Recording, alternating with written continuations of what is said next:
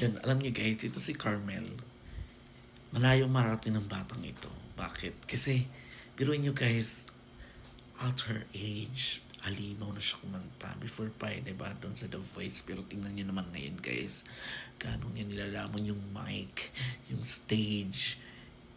Kung napapansin niyo, yung sumasayaw pa siya, kumakanta, bumibirit, tapos nag-rap pa. And ngayon, cartoon. May cartoon ba siya from PBB? So, for me, total package siya. For me ha, siya yung magiging next Sarah G. Pag ano niya talaga, yakapin niya yung acting, dancing, and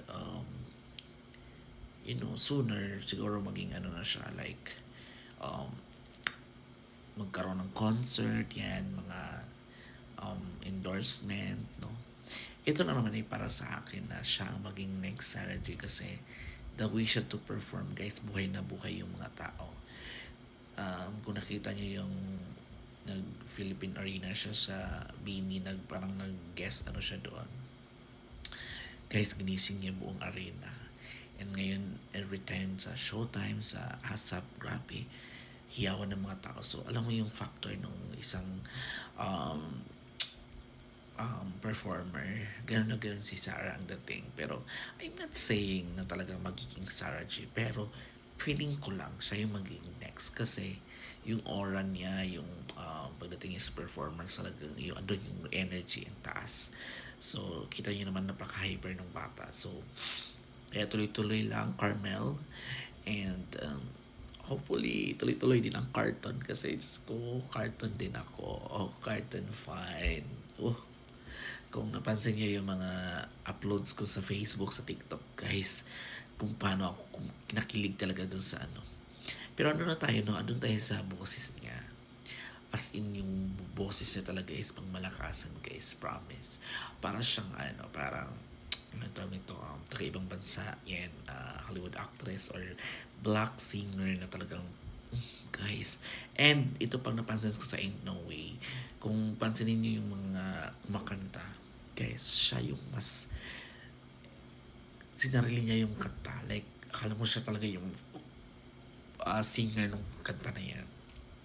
Kasi chinek ko before yung mga kanong na contender pa lang siya. Chinek ko yung original singer. Nahihirapan, pero pag sa kanya dahil baliwala lang sa kanya dahil only Carmel can do that. And also yung whistle niya na nilaro-laro niya lang, pero pag inaral niya yan guys, mahigitan pa niya ang pagiging whistler.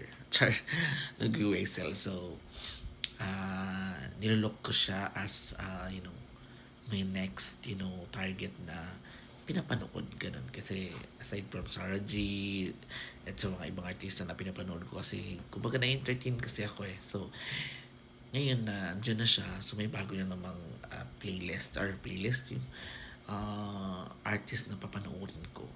Ganun. Kasi, ganun tayo eh, pag gusto natin yung tao, di ba, panoorin natin. Hindi tayo na, So, yun. Ganun yung effect ni sa akin. So, congratulations, Carmel. And tuloy mo lang. Andito lang kami. Mga Carmelites or Starmels fans and Cartons fans.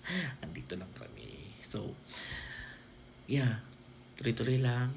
God bless and more power for your performances.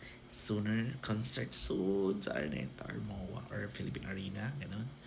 International concerts, yan. Mga endorsement. Siguro wag ka munang kung may teleserye, okay, go. Accept. Thank you guys for watching and ito pala yung big comeback ko sa reaction videos dito sa YouTube channel. Please don't forget to like, share, subscribe my YouTube channel, mga Carmelites, Cartons. Thank you so much. God bless.